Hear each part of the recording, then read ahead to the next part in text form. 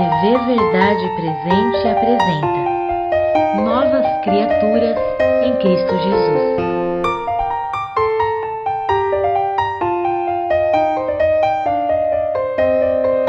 Olá, meus irmãos e minhas irmãs, tudo bem com vocês? Graça e paz da parte do Senhor Jesus. Meu nome é Alexandre, eu sou da TV Verdade Presente e esse é o canal que ensina a verdade presente. Louvado seja Deus. E hoje nós vamos ter um testemunho com entrevista com o nosso irmão Protágoras, que já esteve aqui na lição da Escola Sabatina, fez algumas lições conosco, ele foi um dos pioneiros, né, da TV Verdade Presente, e ele começou conosco na lição da Escola Sabatina. Eu vou chamar o irmão Protágoras, ele vai falar conosco aqui, ele está em outro estado, nós vamos falar com ele aqui, tá bom? Olá, irmão Protágoras, tudo bem? Boa noite. Boa noite, irmão Alexandre. Boa noite a todos os irmãos da TV Verdade Presente. É um prazer muito grande estar com vocês. Amém, louvado seja Deus. Irmão Protágoras, você está falando de onde aí hoje? Onde você está? Falo do estado da Bahia, da região da Diamantina. Que bom, né? A tecnologia é boa, né? E você está longe, mas a gente pode falar. Louvado seja Deus. Amém.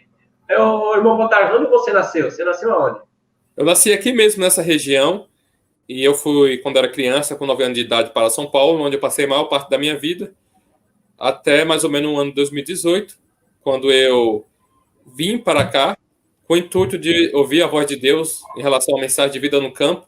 Tinha orado muito, o Senhor mostrou essa região, e o Senhor tem nos guiado os passos aonde nós vamos se estabelecer. Amém. Então você saiu quando era criança daí da Bahia, morou em São Paulo, e agora você sentiu o chamado de Deus para voltar para a Bahia, para o campo, né? Exatamente.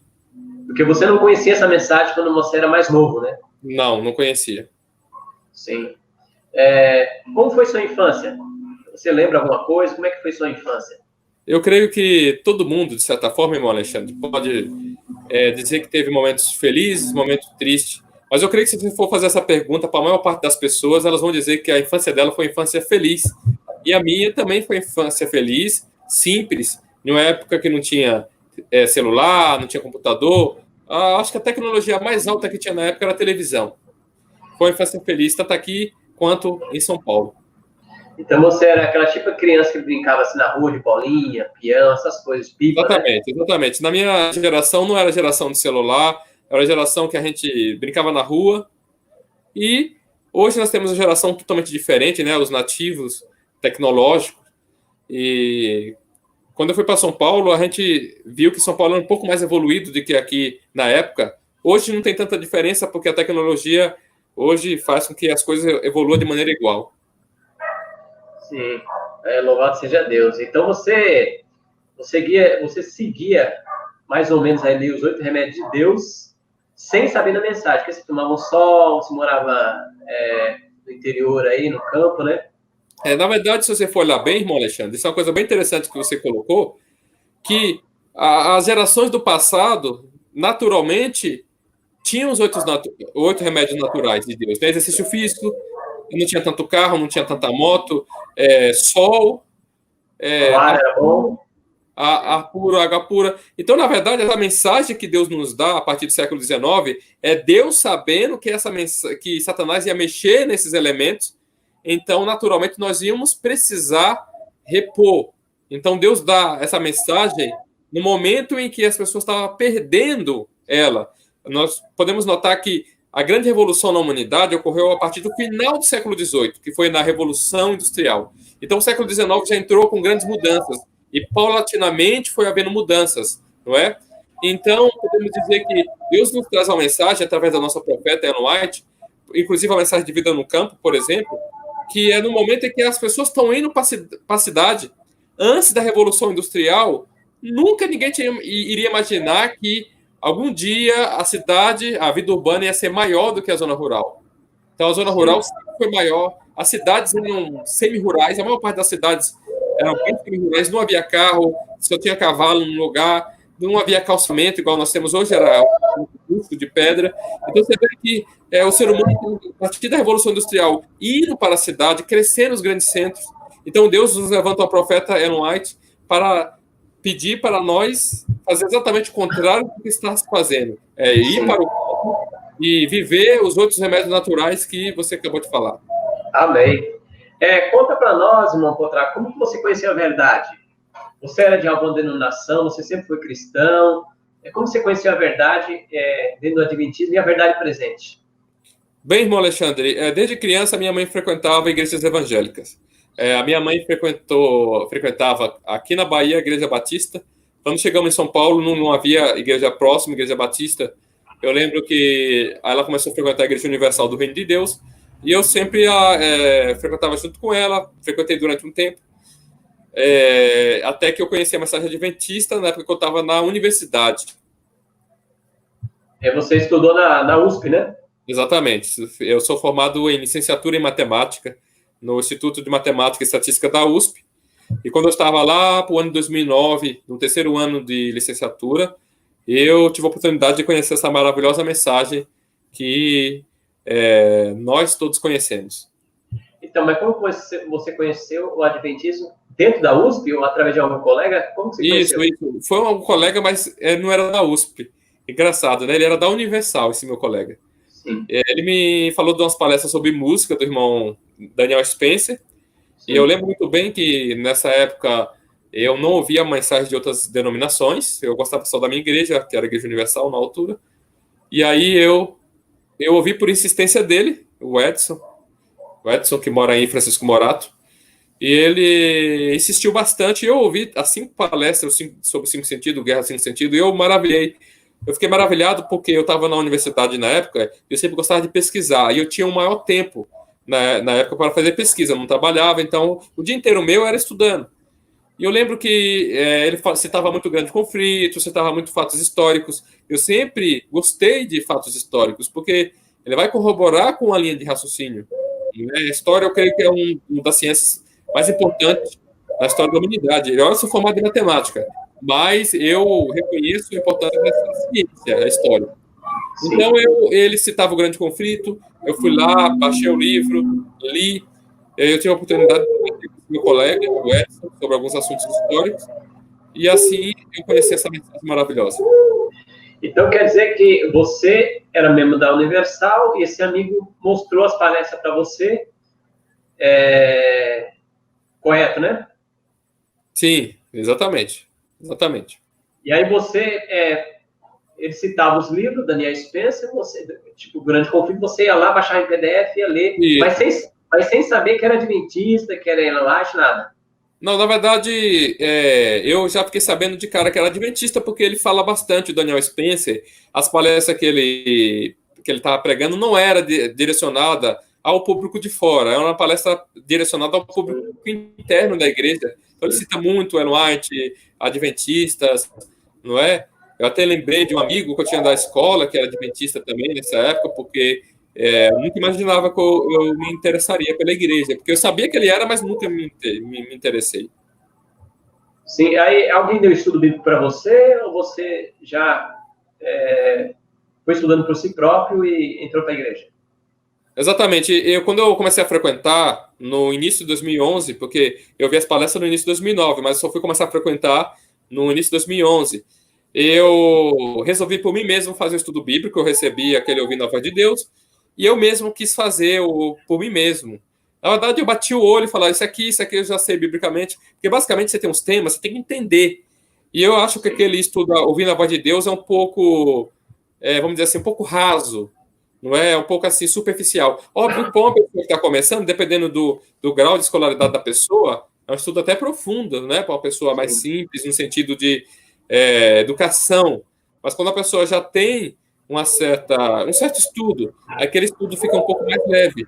Então, eu peguei ali, se você estudar o livro de Gênesis, você consegue ter um fundamento para as crenças adventistas. A base das crenças adventistas são exatamente o livro de Gênesis, os 3 primeiros capítulos ali, mostra a criação, o criacionismo, ali mostra o sábado, ali mostra a família, ali mostra a dieta original, ali mostra a vida no campo. Então, o plano original está no livro de Gênesis. Quando você estuda os 3 primeiros capítulos, você vê ali a história da queda, o plano da redenção, você vê todo o quadro profético esboçado em poucos capítulos.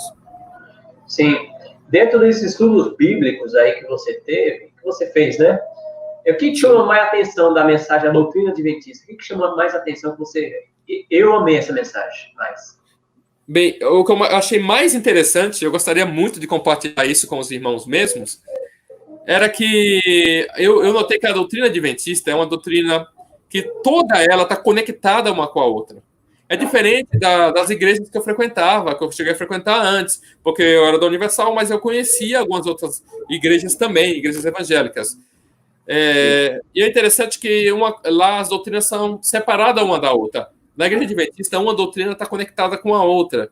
Se você mexer em uma doutrina, você mexe em toda a escatologia, em toda a interpretação, toda a escola teológica adventista. Você mexe em tudo. Então, por exemplo, você tem uma doutrina do santuário. Ela está conectada com o sábado. Não existe doutrina do santuário sem o sábado. Não existe doutrina do santuário sem redenção. E não existe redenção sem criacionismo. O criacionismo está ligado ao sábado também. E o criacionismo está ligado à dieta original, a dieta que o Senhor nos prescreveu através da sua serva Ellen White. Então, você tem toda uma doutrina adventista. A gente pode dizer que é uma doutrina só. Como uma tangerina que tem vários gomos, mas é uma fruta só. Sim. Então, a mesma coisa é a doutrina adventista. Não é uma coisa aqui. Um grande exemplo dos evangélicos é que o chip é a marca. Eles falam isso, né? O chip é a marca. Por quê? Por que o chip é só porque põe na testa? E uma pessoa de bom caráter pôr o chip na testa. E o que isso muda o caráter dela? Será que Deus não vai ser injusto e não levar ela para o céu? Então, é isso que eu estou falando. A doutrina adventista está conectada uma com a outra. Então, você pode pegar os pilares da adventista aí. Se você tirar qualquer um dos pilares, os outros caem. Pode prestar atenção. Se você tirar qualquer um deles, qualquer um, seja o sábado, seja o santuário, seja outras doutrinas de reforma alimentar, espírito de profecia, se você tirar qualquer um deles e falar, não, eu só creio em 90%, nessa aqui eu não creio, você desmorona toda a mensagem adventista. Sim. E como que você conheceu a verdade presente? Você se batizou em 2011, né? Exatamente, 21 de maio. Como você conheceu a verdade presente dentro do adventismo? Bem, eu conheci a verdade presente? Bem, se você for olhar bem, irmão Alexandre, eu conheci a igreja adventista através do irmão Daniel Spencer. E você vê o nível de palestra. Você já tem a oportunidade de ouvir o nível de palestra que o irmão Daniel Spencer prega. Ali já é uma verdade presente. Então, quando eu vim com aquela mente, aquela mentalidade. Né? Eu sempre falo isso, o tipo de propaganda que você faz vai atrair um público-alvo. Por isso que a gente tem que ter muito cuidado com pregar a mensagem de maneira light. Por quê? Porque você vai atingir um público-alvo, e talvez aquele público-alvo não era o público da mensagem. Óbvio que a mensagem é para todos. Porém, são pessoas que não estão dispostas a largar tudo. Ela vai gostar de alguma coisa ou outra, mas não está disposta a largar tudo. Agora, quando você prega exatamente aquilo que tem que pregar, de maneira dura, mas inspirada pelo Espírito Santo, você vai atrair exatamente aquela pessoa que estava preparada para aquela mensagem. Quando ela vier, ela vai estar preparada para aquela mensagem que você estava pregando.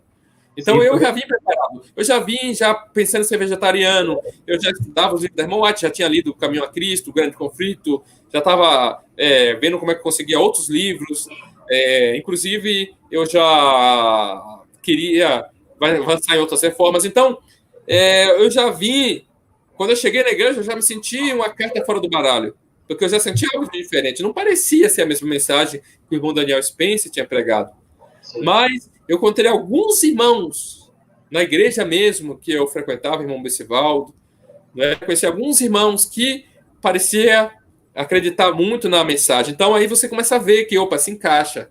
Realmente os outros não estão vivendo, mas tem um aqui que se aproxima daquilo que eu já li. E eu sempre fui uma pessoa, porque se você for fazer uma pesquisa, você vai descobrir que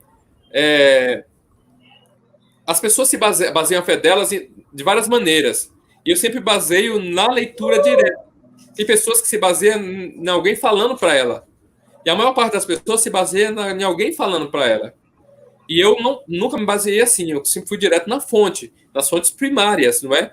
E eu pude ver direto que algumas coisas, o adventista ele vive muito de tradição. Então, desde que a tradição ela não condene, as pessoas elas não têm vergonha de fazer algo que é errado. Sim. Então, aí, eu, de certa forma, nessa época que, desde 2011 até mais ou menos 2014, eu já era, de certa forma, da Verdade Presente, mas não conhecia, né? Alguns irmãos, conheciam em igreja mesmo, que era mais aprofundado. Até que no ano de 2014, eu tive a oportunidade de conhecer o pessoal do Congresso MV, tive a oportunidade de conhecer alguns outros irmãos da Verdade Presente, do IES também, e ver que realmente eu não estava só. Sim, então você entendeu o grande conflito que acontecia no mundo e também dentro da igreja, né? Dentro da organização, exatamente. Sim, que benção, né? E você, como você conheceu a Giovânia? Conta para nós aí. Giovânia é minha esposa. Sim. Eu conheci ela no ano de 2017, em uma campal. Essa campal foi promovida pelo Congresso MV. Inclusive, eu agradeço muito a você, eu louvo a Deus por você, irmão Alexandre. Ela conheceu essa campal por meio de você, não é? Foi exatamente que ela me fala que recebia mensagens, a voz do que clama no deserto lá, aqueles cartazes, e você fez a propaganda do Congresso MV, e ela ficou sabendo e eles decidiram ir. Então, e exatamente ela, antes, quando eu cheguei no MV, quando eu conheci ela lá, ela já me conhecia, através dos vídeos daqui, da TV Verdade Presente. Foi, você participar da Escola Sabatina conosco, né? Exatamente, aqueles primeiros vídeos. Sim, aí, mas vocês se conheceram, foi obra de Deus, parece que vocês estavam orando, né? Exatamente. Não, eu estava muito tempo. Vamos dizer assim, muitas falhas, muitas frustrações dentro da própria igreja, porque eu sempre dizia que eu sou um cara feio e exigente. Isso me diria de casado dentro da igreja, entendeu? Porque pelo menos bonito e exigente, até que tudo bem, mas feio e exigente. Porque eu sempre pensei o seguinte, se eu casar com uma pessoa que não ama a verdade presente, essa pessoa, ela vai, de certa forma, ser uma dificuldade muito grande nas formas. Por exemplo, a esposa, ela que cozinha. Se ela não quiser cozinhar comida saudável, ela não vai cozinhar comida saudável. Então, veja que importância que tem a esposa no lar, na saúde, na cultura gastronômica da família. Então, eu digo para você que eu cheguei a conhecer muitas pessoas, mas não deram certo. Eu louvo a Deus porque Deus estava me preparando para a pessoa certa. E parece que ela também estava atrás de uma pessoa, mas uma pessoa consagrada também. Ela também estava orando por isso, né? Exatamente. Ela falava que orava assim, que queria encontrar uma pessoa igual aquele rapaz da TV Verdade Presente. Ela falou para mim. Olha que coisa, é de Deus mesmo, né? Eu acho que os anjos ouviu. Às vezes até faço brincadeira, né? Cuidado com o que você fala, senão os anjos dizem amém. Eu via isso de uma senhora que sempre falava isso, cuidado com o que você fala, que senão os anjos dizem amém. E ela falou que queria um rapaz igual aquele, né, da TV Verdade Presente, e eu acho que os anjos disseram amém. E vocês casaram quando? Que ano foi? Nós casamos em 2018, no mês de novembro. Na mesma campanha. Vocês têm uma filhinha, né? Exatamente. A nossa filhinha tem 5 meses e nós agora temos 1 ano e meio de casado, eu e minha esposa. Qual o nome dela? Radassa. Adassa. E como está a vida de vocês? Vocês estão morando agora na Bahia? Como que está sendo a vida de vocês aí, de casado? Exatamente, está sendo uma bênção, louvado seja o nome de Deus. A gente pôde colocar em prática algumas reformas de saúde, algumas outras coisas. No momento, nós estamos pensando já na questão do campo, porque desde que eu saí de São Paulo, o meu plano era ir para o campo. Para cada pessoa, Deus tem um plano. Eu não consegui, por causa que a minha esposa engravidou, ir para o campo de cara. Isso deu um tempo para que nós pudéssemos nos organizar até, e nós conseguimos comprar um sítio há pouco tempo.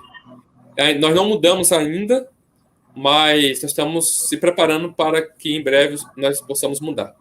Então, vocês já adquiriram um lugar no campo já, né? Exatamente. Propriedade rural produzindo já, inclusive. Glória a Deus. E, irmão Protágoras, qual o maior sonho de vocês aí? Qual o sonho de vocês? Nosso maior sonho é viver a verdade presente, o evangelho do reino.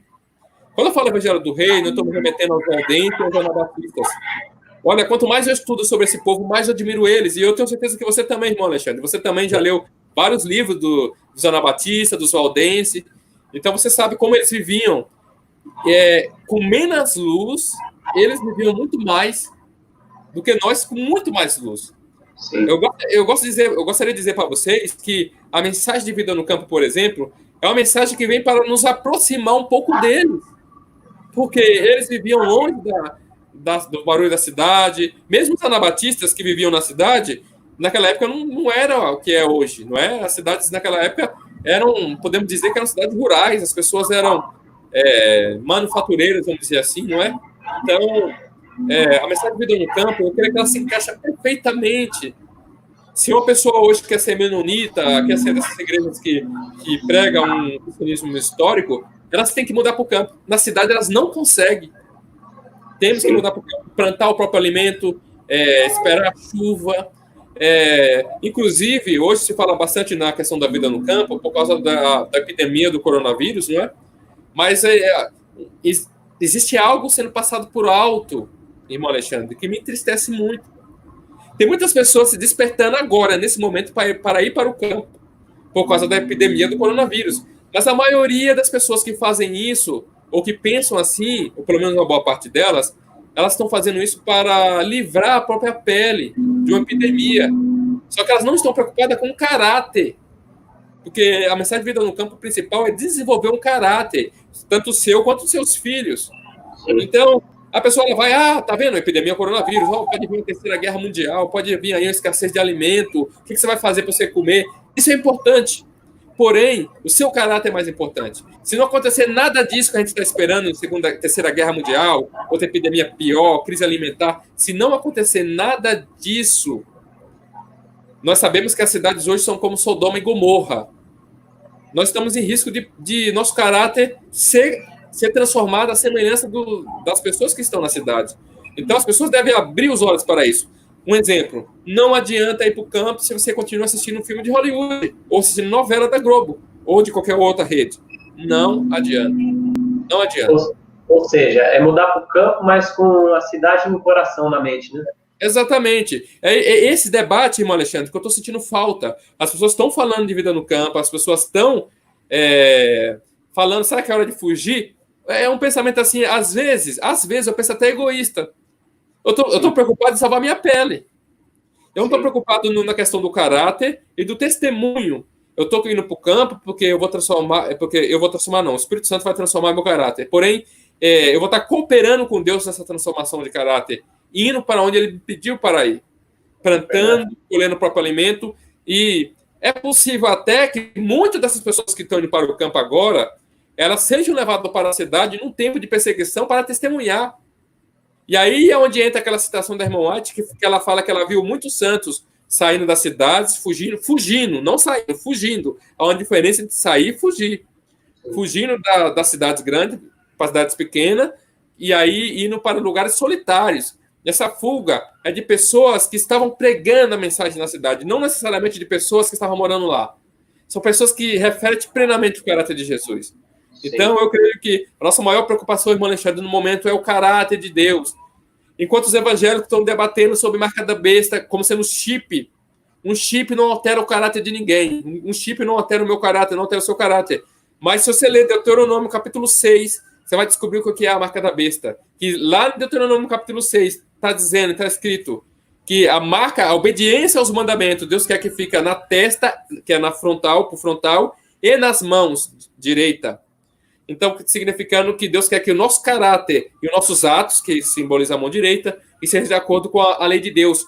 Quando está em desacordo com qualquer dos preceitos dados nos mandamentos, nós estamos gravando em nossa mente a marca da besta. E uma vez que nós gravamos, e se nós não tomarmos uma atitude frente a Cristo, essa mensagem vai ficar gravada em nossa mente. E aí vamos ficar com a marca da besta gravada. Ou seja, seu caráter deturpado, seu caráter igual de Babilônia. As pessoas de Babilônia, elas hoje fazem as coisas erradas de maneira natural. E a gente corre o risco de achar que isso é natural também, exatamente porque nós estamos colocando na mente a marca da besta. Irmão Bodar, nós estamos chegando ao final da nossa entrevista, uma maravilhosa entrevista, louvado seja Deus. Eu queria que você citasse um texto que você gosta muito, um texto da Bíblia ou do Espírito de Profecia, e você desse as considerações finais aí.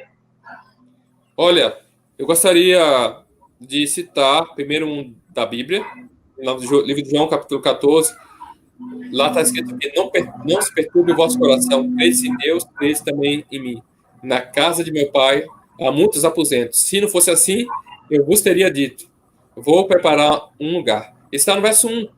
Então lá fala que Cristo, ele prometeu que ele ia preparar um lugar para cada um de nós. E essas pessoas com que ele está preparando um lugar são pessoas que o amam.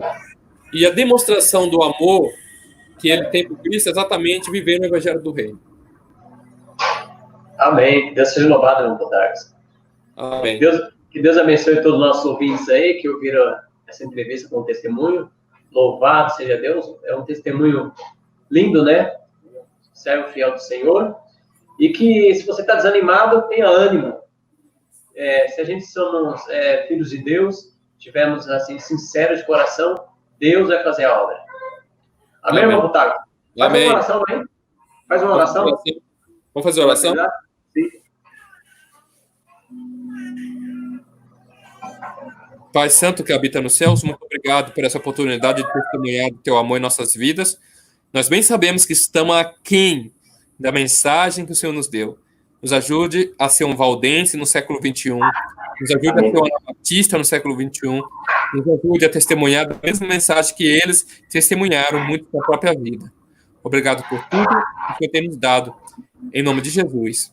Amém. Amém, Deus.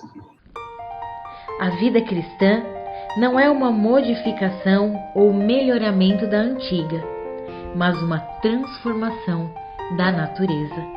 Desejado de todas as nações, página 111.